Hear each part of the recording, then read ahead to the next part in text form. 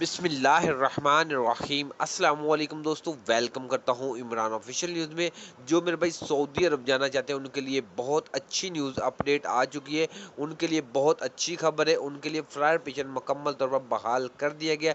तमाम पाबंदियां उठा ली गई। सऊदी गज़ट की तरफ से एक नया नोटिफिकेशन जारी कर दिया गया है, वो भी आपके साथ शेयर करते हैं। और सऊदी वजारत दाखिला की तरफ से धमाकेदार ऐलान प्रेस कॉन्फ्रेंस करके बता दिया गया है कि वो तमाम पाबंदी वाले ममालिक पर पाबंदियाँ उठा लिए। अब वो सऊदी अरब का डायरेक्ट सफ़र कर सकते हैं। तो वो कौन से ममालिक है, मुकम्मल तफसीलात इसी वीडियो में आपके साथ शेयर करने से पहले अपने प्यारे से दोस्तों से गुजारिश करते हैं, वीडियो अच्छी लगी तो वीडियो को लाइक, चैनल को सब्सक्राइब, ताकि इस तरह की लेटेस्ट अपडेट सबसे पहले आप तक पहुँच जाए।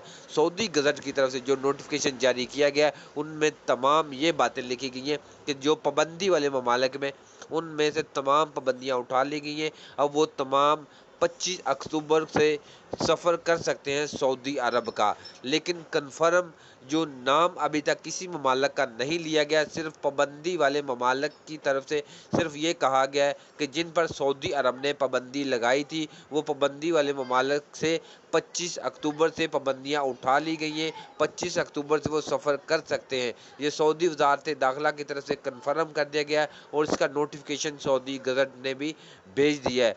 तो लेकिन कन्फर्म जो अभी तक जो लिस्ट हो सकता है अभी इन लोगों ने तैयार करनी हो कि किन ममालिक के लिए पाकिस्तान का नाम, इंडिया का किस ममालिक का नाम है, किसके लिए ओपनिंग है। लेकिन सिर्फ वैक्सीनेटेड लोग जो हकामा होल्डर हैं पहले उनके लिए फ्लाइट पेशन बहाल होगा। जैसे ही इसकी मुकम्मल तफसील हमारे सामने आएगी आला हज़ारा से 1 या 2 घंटे के अंदर वो भी आपके साथ ज़रूर शेयर करूँगा। तब तक अल्लाह हाफ़िज़।